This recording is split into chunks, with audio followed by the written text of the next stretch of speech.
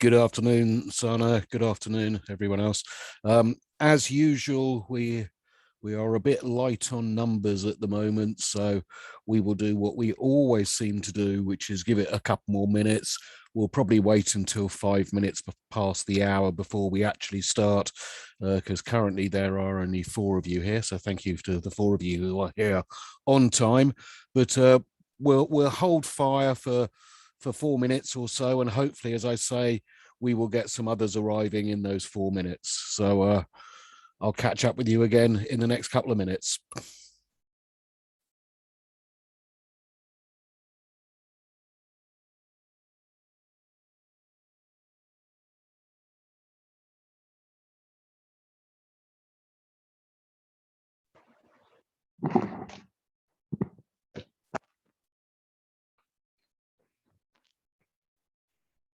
Hello, Dr. Matt.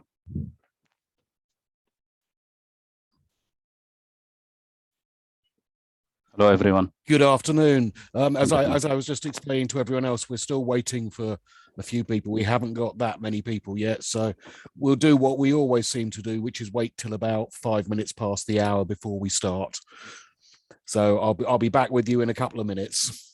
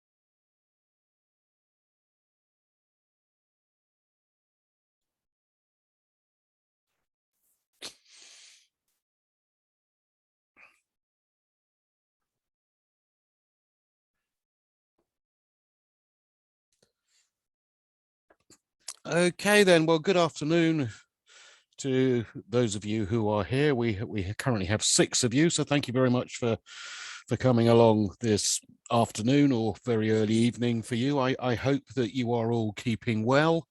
And I'm looking forward to spending a little bit of time with you this afternoon looking at the subject of motivating and influencing people, which I've always felt was an absolutely fascinating subject, because I think it is one that is quite often actually misunderstood as to what we're able to do in terms of motivating and influencing people and these kind of areas. I mean, the big thing for me, if we're talking about motivation, there's 2 factors I always like to start with. The first one is there is a model which John Adair, who hopefully you have come across when you looked at the management and leadership theories. John Adair is one of a very well-known management thinker who created the action-centered leadership model, the task, team, and individual model. But he has a motivation model, and it's called the 50-50 model. And it's called the 50-50 model because it's a very, very simple model. And it is basically that 50% of everybody's motivation has to come from inside themselves. And the other 50%, I can certainly do that. I will put it in chat. It's not a book. The guy's name is John Adair, and he did. Sorry, I'm just.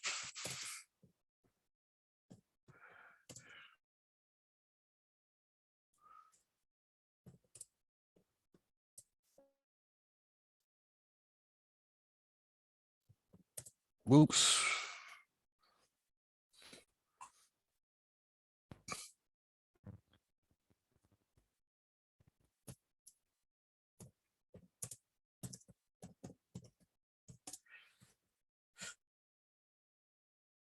John Adair, which is his name, and the action-centered leadership model, which is a leadership model, obviously, and the 50-50 motivation model. And like I say, the 50-50 motivation model is quite straightforward. John Adair believes that 50% of your motivation has to come from inside of you, and then you get 50% of your motivation from external factors. And it always reminds me of something, and this does infuriate me, because I read this probably about a year, 18 months ago, and I have sitting just in front of me up on a bookshelf on the top of my desk, I have Matt's little black book where he wrote in books that he thinks are really interesting, etc. And I have a terrible habit of writing things in the black book, but not crediting where I got them from. So I can never remember where I actually read that. And there is a wonderful thing that is written in my black book, which I read, which says, if I have to motivate you, do I want to employ you? And I always think that's a really interesting and in some ways quite a contentious quote, because I've discussed it with any number of groups of people, and always people sort of have a sort of strange idea and a strange take on that. But to me, I look at it as being very, very straightforward, that if you are relying on me as your manager to provide all of your motivation, then you obviously don't have any motivation yourself. So I would question why I would actually want you working for me, because I cannot, as a manager, constantly motivate my people. People have to have internal motivation. So to me, this is always one of the really important factors. I actually believe that, of course, a manager has an ability to create an environment in which people are able to be motivated.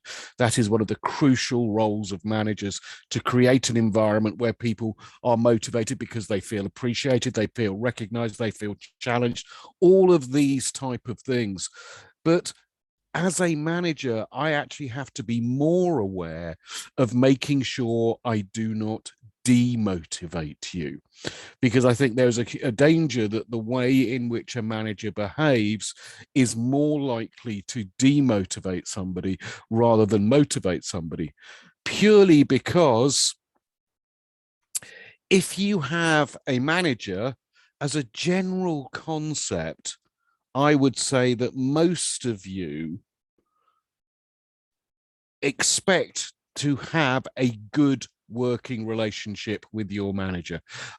You probably do not expect to be really close friends with your manager. And I don't think any of us would expect that. But we would expect to have a good working relationship.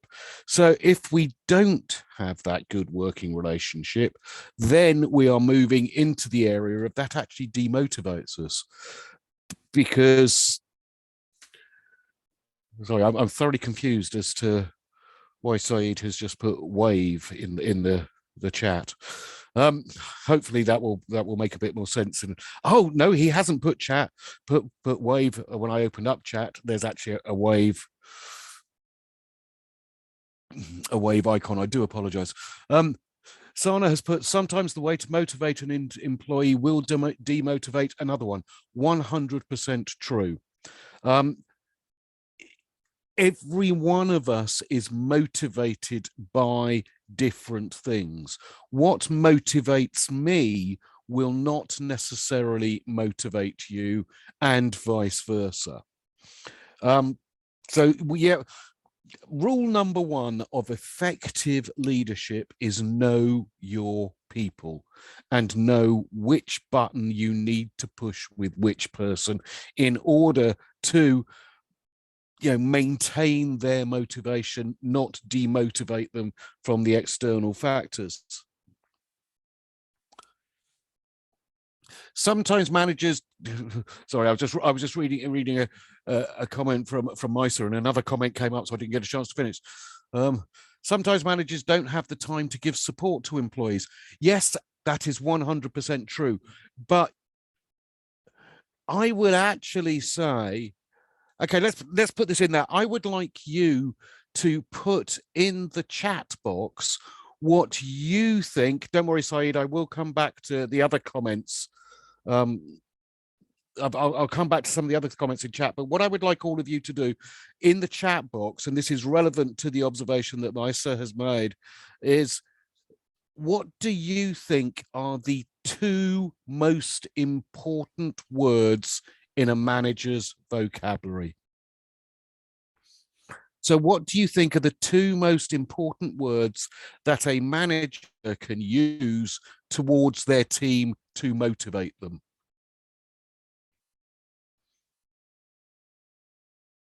Excellent. You're very much in the right area. You've cheated, Faisal. You are a star is 3 words. But anyway, I'm being very, very picky.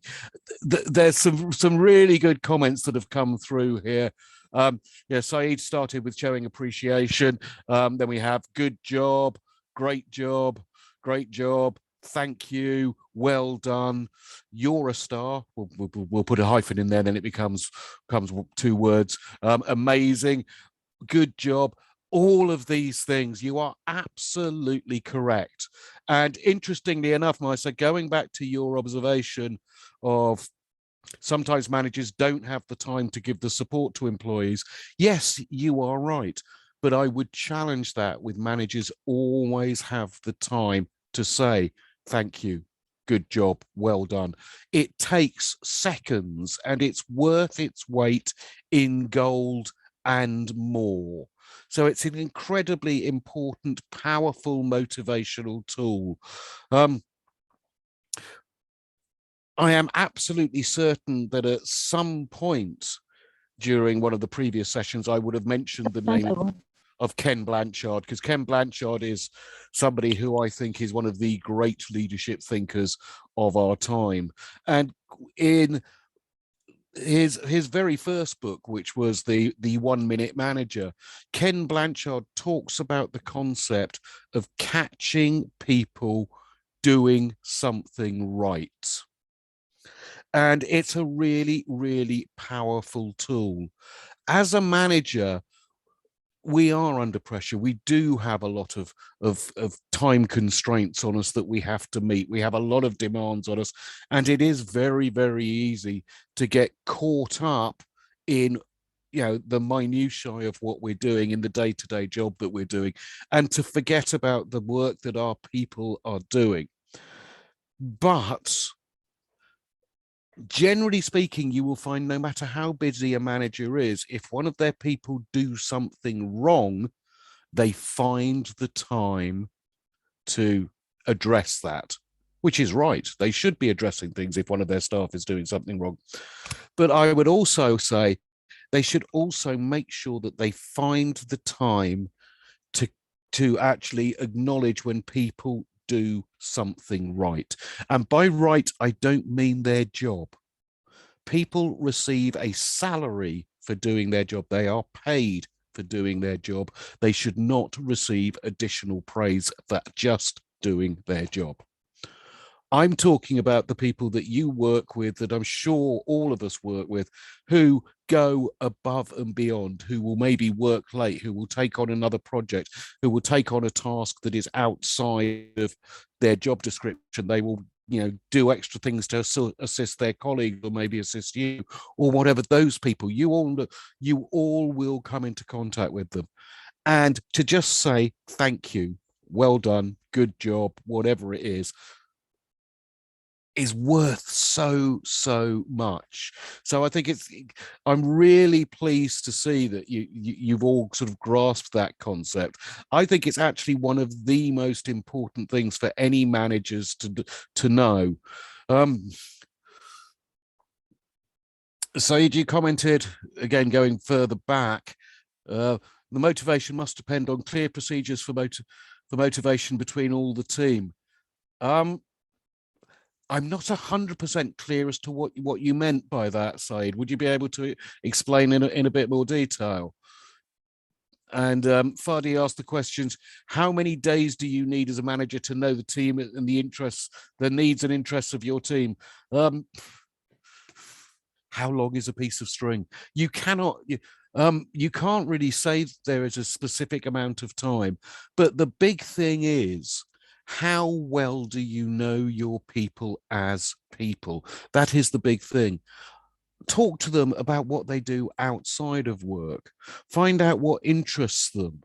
Find out about their family and these kind of things. And once you know them as people, you start to understand them more. I read somewhere once that as a manager, you should know 3 personal pieces of information about every one of your employees. And by personal pieces of information, it could be things like wife's name, husband's name, partner's name. It could be children's name. It could be what sports team they follow. These kind of pieces of information that makes them a person, not just a member of the team. How long does it take to get that information? If you wait for them to offer it, it'll take a very long time. If you go out and you ask questions of people, you show an interest in them, you say to them, what did you do over the weekend? Where did you go on vacation? You know that they've got children. When they start talking about children, say, how many children do you have? What ages are they? These type of things. So there isn't an exact number of days, Fadi. The thing is, you have to actually make the effort to find out. And we've got some more messages coming through. Fadi's put, do you agree that in order for the manager to have the time to support her team, it need to have small teams and units inside big organizations? Studies say that the best teams should not be any more than 5 to 7 people in size. And so hopefully that answers your question. If you have a bigger team than 5 to 7 people, you have not got a chance to be able to get to know your people. You've not got a chance to be able to support your team, support your people, etc. So smaller teams are far more effective. And I've come across far too many organizations where I the largest team I ever managed directly, I had 28 direct reports. It was a nightmare trying to manage all of them because you're not able to keep them all motivated. You're not able to keep a handle on all of them. By accident, you will ignore some of them one each day. So it's really, really challenging.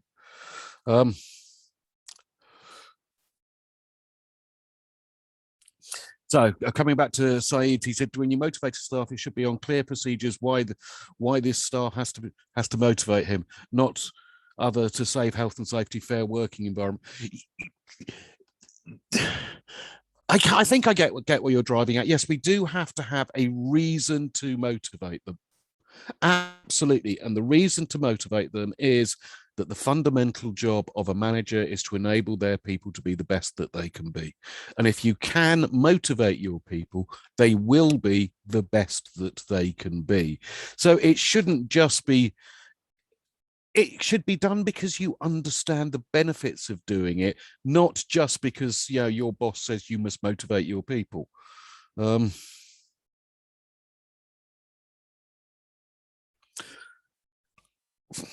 Now, Misa has made a very, very important point. There are some studies saying that verbally supporting for employment is more important than financially. There are considerably more than some studies. It has almost been proven that that is the case. Everyone works for money. Fact. We all have a contract of employment which basically states something along the lines of, I will do X hours work, and in return for that, you will give me Y dollars or whatever currency it is. So if they are not giving you the dollars, you're not going to do the hours. If you're not doing the hours, you can't complain if you're not being paid. But we don't just get up to work for the money. For most people, you would actually find that money is about third or fourth on the list of what motivates them.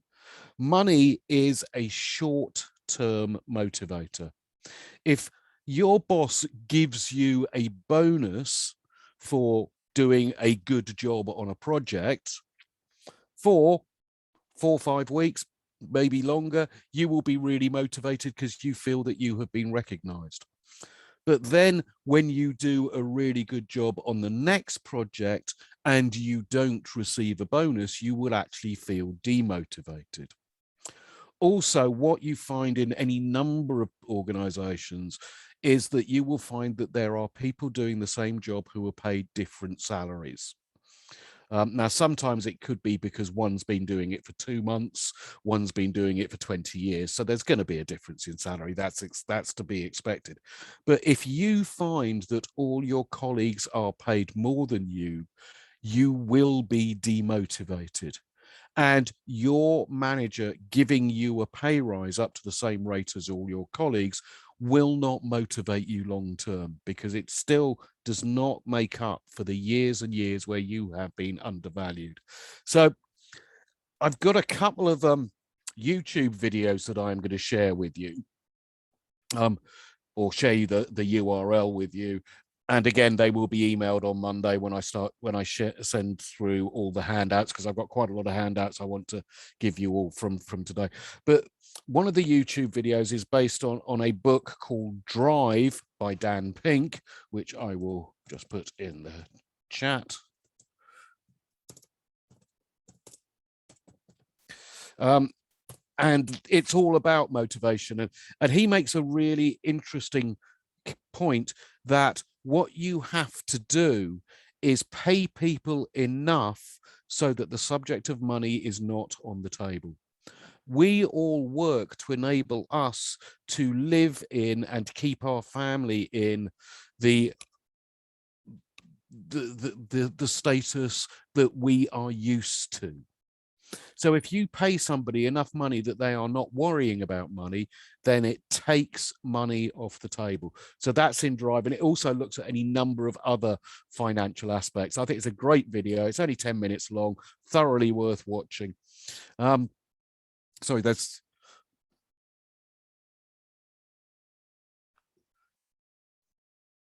So I'm just reading some of the other comments that, yeah, the Fadi's made the observation about the verbal support studies done in Silicon Valley, that they accelerate tasks and achieve more by acknowledging people.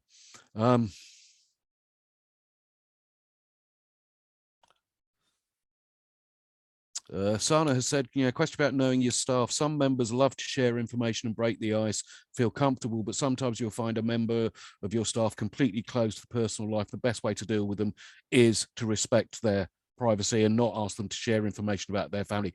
100% agree. If people don't want to share information, respect that and don't keep asking. You're absolutely correct. And they're actually going to be more motivated by you if they feel that you are respecting them and showing an appreciation for the fact that they do like to maintain a lot of privacy. Yeah. And you've put things like, just on special occasions. So saying, I hope your family is well. Absolutely. That makes a difference. We've got other comments. As per flexibility, work-life balance, equity are three of the most factors to create a healthy motivational environment. Absolutely. Work-life balance is a really interesting one.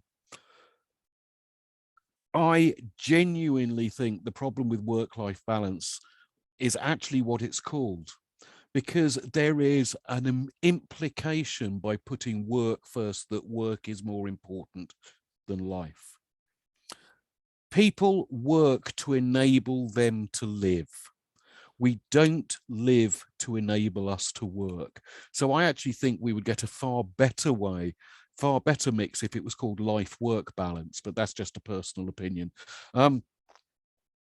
Work-life balance is a really, really interesting one that has really become a challenge over the last 18 months during coronavirus, because any number of people, including some of yourselves, I know, have not been working in the office. You have been working at home instead. And you then get real issues about a work-life balance because you don't have the separation of work and home. You work at home, so you don't have leaving work to go home. Also, what has been found is that any number of people who, let us say, for example, they worked standard UK hours, which are 9 in the morning till 5 in the afternoon. And let us say that they had a 1 hour commute each way. So it takes them an hour in the morning to get to work and an hour in the evening to get home from work. What people have found, and studies have shown, that while people are working at home, they are starting work at 8 o'clock, they are finishing work at 6 o'clock, because they are working for the time that they used to commute as well. So one of the big challenges that we have going forward into this new hybrid work environment is, how do we ensure that people have a work-life balance when work and home are the same place? And I can tell you that it takes a long time to get there. I've been working at home for years and years and years because I've always had sort of national remit, so I've very rarely been in a fixed office. I'm used to the fact that I can shut my laptop and it then stays shut and I don't think about work, even though I have emails coming in on my iPhone, which I do check occasionally, but I try very hard not to. It's taken me years to reach that stage. So work-life balance is incredibly important, because the one thing we don't want to end up with is people resenting their organization that they work for because they feel they don't have a work-life balance. So yeah, a really, really good point. We've got some other points come through.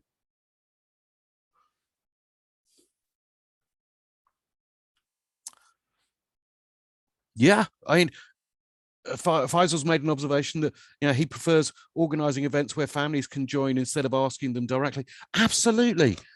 If that works for the organization, it is something that is culturally acceptable within the organization, and it is culturally acceptable in the culture that you live in, then great idea. Um, over in the UK, we have Christmas. You know, most companies will have a Christmas party, although obviously they haven't had them for the last couple of years. And you get some organisations who have Christmas parties, and you can take your partner or your wife or your husband or whatever, and you get other ones where you're not allowed to take your partner or your wife or whatever. And I've always found it quite interesting to find that, generally speaking, if you're allowed to bring your family or your partner, you tend to get a better level of attendance because people are more likely to want to go along. So I think that was a very good point. Sorry, there's a lot of messages coming through. Everyone appreciates money, but with dignity, says Sana. Absolutely. Yeah. If someone wants to give me more money, I'm not going to complain. I want to make that very, very clear. So yeah, money is important, but it's not the be all and end all is the thing. Of course it's important. Of course it's nice to get a bonus.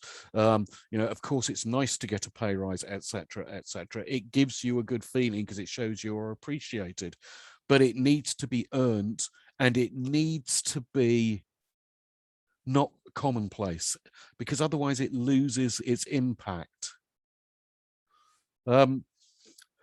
Saeed commented, for me, the important motivation is a sharing in the rate of profit. Well, I think that's you know, a lot of organizations do that because that is actually paying you back indirectly, if you like, and recognizing the work that you've done.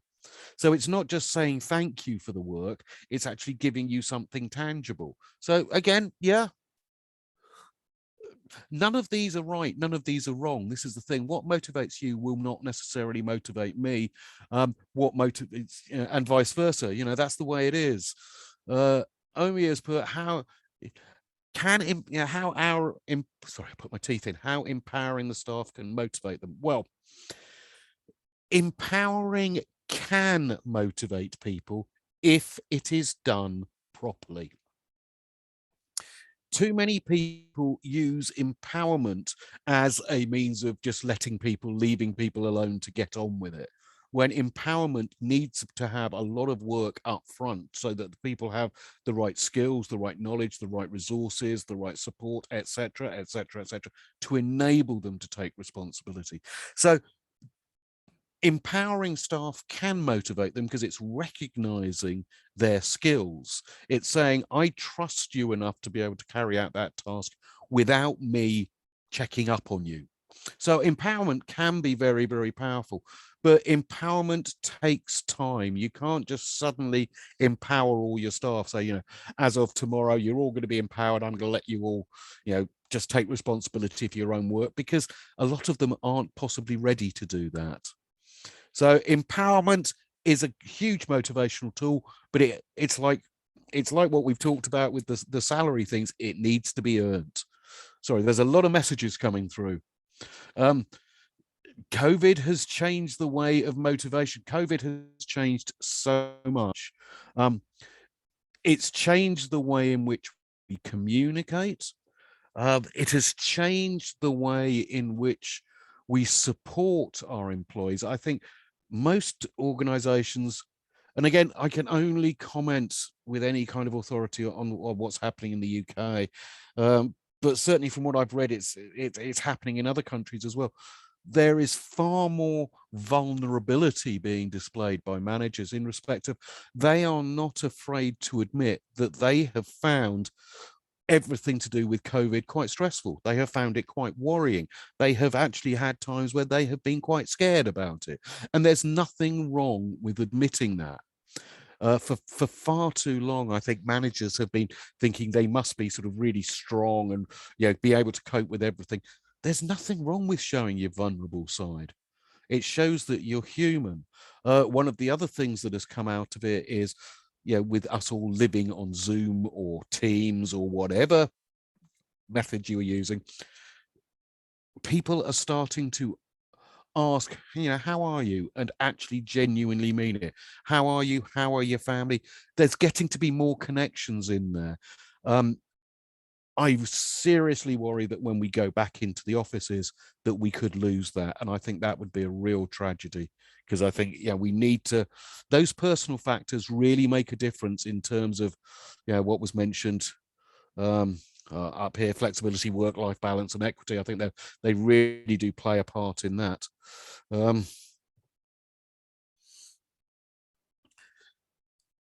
I'm guessing that, Saeed, when you're talking, your 2 points are related. For me, the important motivation is a share with the rate of the profit, because staff feel as part of the business and share in making decisions. Yes, they do sit together.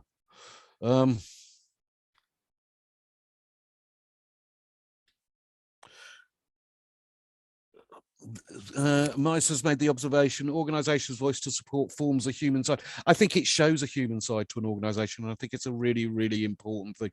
Business is ultimately, I know not all of you work in the private sector. If we work in the private sector, basically all it's about is making money. Let's be brutally frank about it. That's what matters at the end of the day, is your organization making money. But it's really important that you actually feel that you work for a human organization who respect you, who actually acknowledge your commitment and your efforts. So they're really important. Sorry, but I want to ask you something. Yeah, go on, jump in. Okay, with the COVID-19, I know that they have a lot of organizations focused in the physically side for implement the work that they have it, just like I'm getting. Can I stop you a second, Maisa? I'm getting a lot of feedback, so I'm not really understanding what you're saying. Not because of anything that you're saying, it's because of technology. So I don't know whether I don't know what the answer is. Try again and hope, put yourself on mute, come off mute again, and let's see if it works then. Just try that. And then unmute yourself and then try again. Okay, so I can talk. You can hear me. No, I don't know. I don't know what it is. You've got, not you personally, but whether it's your computer or my headphones, whatever. I'm getting a really bad echo. No, could you try and type it? Try and put it into chat if you can. Actually, I put it in the chat. Yeah, put it in the chat, and we'll pick it up from chat. Okay. Okay. Faisal asked a question: what are the major areas a leader manager should identify in evaluating his or her staff? Ultimately, it is about, it comes down to, we measure our people against achievement of objectives. There's one measure. If people are meeting their objectives, they're meeting their key performance indicators, they're generating the right number of sales, or they're making the right number of calls, or they're seeing the right number of patients, depending what the nature of the job is. They're just some examples. That is one factor. But there's also other factors. It's not just about how well they perform the job. It's also about how well they interact with other people. Are they someone who is supportive of their colleagues? Do they display the right attitude towards their colleagues? Because there's a well-known belief that the way in which we treat the people we work with will directly be reflected on the way in which we treat our customers or people we come into outside of the organization. So we need to not just look at output, we need to look at behaviors as well. I would say two really important considerations. And the first one is a lot easier to address than the second one. Because the second one, there's always danger of it going into sort of, criticism of people's personality. But what you have to do is be specific. You have to talk about what they have done, not say you're really unpleasant to the people you work with. You have to talk specifically if you want to address behaviors. So the major areas, one is performance, the other is behavior. Maisa has, I think, motivation will take a new type after COVID-19. I'm not sure about whether motivation would be different, because everyone is always motivated by different factors. Like I've already said, what motivates me might not motivate you, and vice versa. But I think what has become a real big issue is awareness of other factors and how they impact on people's motivation. Again, I don't know if this is something that is consistent in the countries that you live in, but one of the big things that has got a lot of media attention in the UK during COVID has been the mental health of people, because a lot of people have been really struggling with being able to cope with, you know, whether it's having COVID, whether it's not being socialized with people or whatever. So that's become a real issue. I think it's going to change the way in which people talk to each other and the way in which people are able to broach what have previously been quite sensitive subjects, if you like. And organizations are understanding that they have a role to play in supporting their staff, not just while they're in the office or at work doing things. They need to look after the whole to an extent.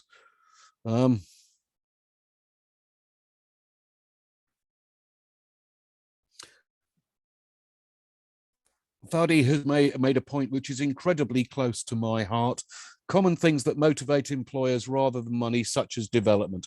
Now, one of the things that will be, that first of all is further on in the motivating and influencing material that's available via the Liverpool College's website, and will also be in some of the handouts that I send over to you, or probably on Monday. There'll be some descriptions of various different models, and one of them is Hertzberg. Hertzberg is, I really, really like Hertzberg's model. I find it incredibly powerful because he talks about things that are motivators, and he also talks about what are hygiene needs. Hygiene needs are what you and I expect at work. We expect it to be a reasonable, safe working environment. We expect to be treated like, you know, courteously by our colleagues. We expect to have a good working relationship with our boss and various other factors. These are the hygiene needs. Their presence does not motivate. However, their absence demotivates. You then get motivators, and one of the motivators there is, you know, development. You also have praise, some of the other things we've talked about. Now, development is actually an incredibly powerful way of motivating people, because what you are actually saying to an individual, because development is not free, there is always a cost associated with development. Now, sometimes it is what we refer to as wooden dollars, where basically some money is taken out of one budget inside an organization and transferred to another budget. So no money has changed hands. Ultimately, the money stays in the same organization, but it's just wooden dollars moved around the business, but there's still a cost. If you have an external trading provider or send people on a course with an external trading provider, they cost money. So effectively, if you send somebody on a training course, and it's not just about individual training courses, it could be about a formal qualification, sending them on a program or whatever, you are effectively saying to somebody, I value you enough as an individual, as an employee, to invest time and money in making you better at what you do. So development is incredibly powerful. And I was talking to somebody else last night in one of the tutoring sessions I do, and we were talking about this concept. And there's a wonderful quote, and I think it comes from Richard Branson, who said, he was once asked, you know, do you worry about developing your people or training your people and them then leaving your organization? And he said, well, yes, but not as much as I worry about not training them and them staying in my organization. You want people to get better at what they do. So development is a really powerful motivator. We've got another couple of messages coming through. In answer to your question, Faisal, no, I don't. in case you haven't seen the question that Faisal has put in chat, he says, do you think whatever happens within work, the manager must sugarcoat all messages and feedback to their team? No, I don't think we need to sugarcoat them. What we need to be, though, is factual. But is it fine to say it directly, as it is in some cases? Yes, it is. But you shouldn't be giving opinions. You shouldn't be saying, I'm not happy with you because you've done this. You should be saying, you did this. And so it's subtle. It's a subtle difference.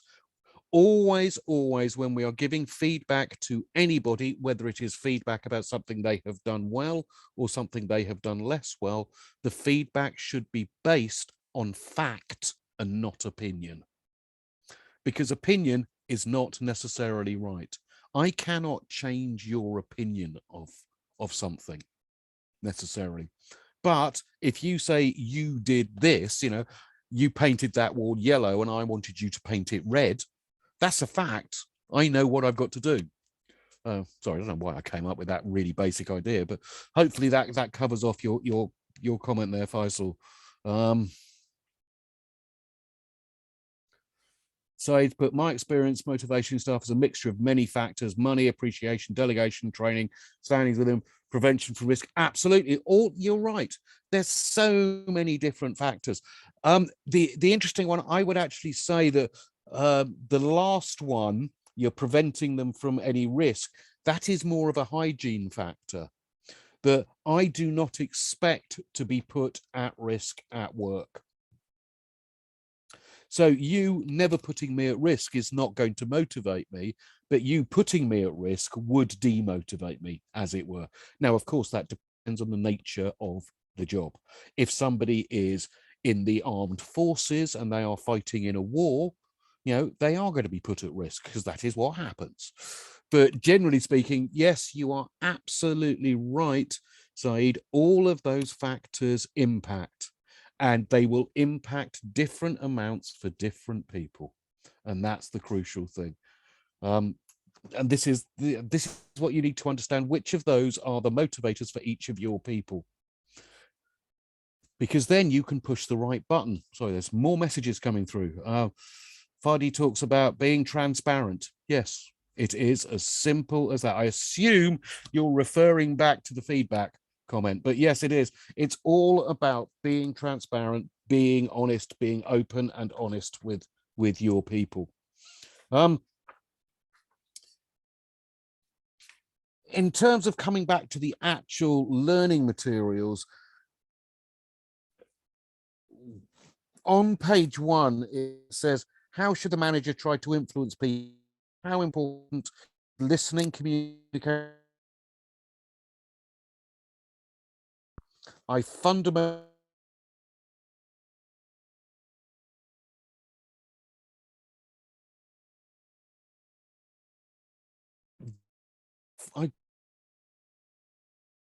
I'll come back to your observation in a sec, Nisa, don't worry. The worst thing any manager ever do is almost say to their people, do as I say, not as I do. They're so important. Lead by example. If your boss says to you, you've got to do that, but they never do that, they always do it a different way, you're not going to really take a lot of notice of them. So this concept of leading by example is probably more important than anything else. If your manager is not the real deal, as it were, if they don't walk the talk, as we say, they've got a problem, because you're not going to have any respect for them. Sorry, now myself says put something in. Yeah. Evaluation of employees, is it considered a kind of motivation? Well, yes, you can motivate people by evaluating. The one thing I would say is if we're looking at evaluating employees, I assume we're probably talking about something like an annual performance review or an appraisal, where we give people a score of of 1, 2, 3, 4. I personally don't like grading scales with a 3, or one, any with an odd number, because if you have an odd number, it's very, very easy to just sit on the fence and say everyone is average. The challenge you get is how organizations actually use that information. I mean, again, I've come across organizations where they say X percentage of your employees have to be in the top 10. You've got to have 10% of your employees graded as a number 1, which is above brilliant, or at the top. You've got to have 20% graded as 2. You've got to have 20% graded as 3, and suddenly I've got 50% graded as 4, which we wouldn't want. But hopefully you understand what I mean. I've come across organizations who have dictated that you have to have your people graded, so many in this box, so many in that box, so many in that box. So if you do that, then I would say if the employees know that that's how the grading is done, that evaluation will not motivate anybody in any way, shape or form, because it's not a valid evaluation. If you have other organizations that will award pay reviews based on the evaluation done on an annual appraisal, that can motivate if you get a pay rise, obviously. It can also demotivate if you don't, but what's it based on? It needs to be based on fact. That's the crucial thing. So I personally depends what the purpose of the evaluation is. The results of evaluation should be taken as seriously. This will be kind of motivation where appropriate, who has the best performance. Yes, that's why I say it's got to be factually based, not just that's the person I as the manager like. They are my favorite, as it were. So I'm just reading, there's a couple more comments come through. Sana says, you can't guide your employees to behave in a certain way if you don't apply it, because simply they will not do it and they'll blame you for not doing it. So you don't do it. If you don't do it, don't ask others to do it. Absolutely. You can, exactly right. You have to lead by example. If you don't demonstrate the behavior you want them to demonstrate, you can't complain when they don't demonstrate that behavior. Absolutely, Sana, good point.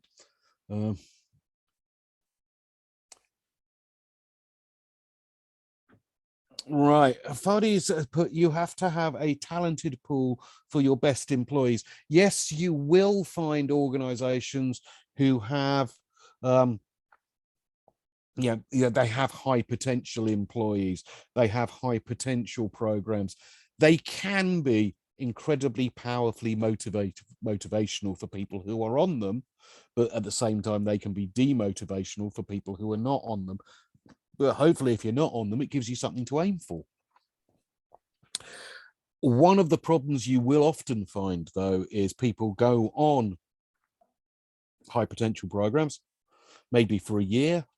They will put somebody on this, you are on the high potential program for a year, go on various development opportunities, get involved in various projects, etc., etc. And then at the end of that year, there is no promotion available. So that can then be hugely demotivational. Also, what we need to start, when you start to looking at talent pools, we're starting to look at things called talent mapping. So just bear with me 2 secs, because what I want to do is double check something relating to what we'll be covering off when we do all of the HR modules next year. Can I add something here on Fadi's comment, please? Of course you may. Yeah. So I don't really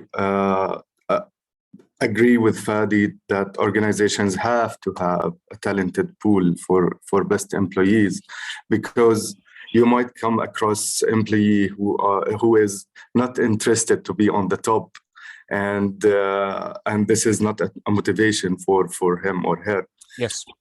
All they need to do is come to work, do their job, and just get their salary by the end of the month.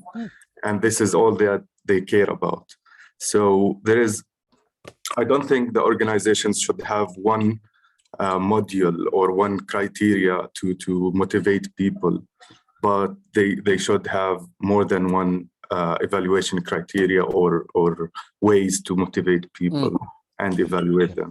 Yeah. When we get into the HR, when we get onto Unit 712, Human Resource Planning, which actually isn't until March next year, the second module on the 19th of March, which I know is a long time, 5 months away now, is on measuring and rewarding performance. And one of the things that we will be looking at there is how do we develop talent? Well, first of all, how do we identify? And secondly, how do we develop talent?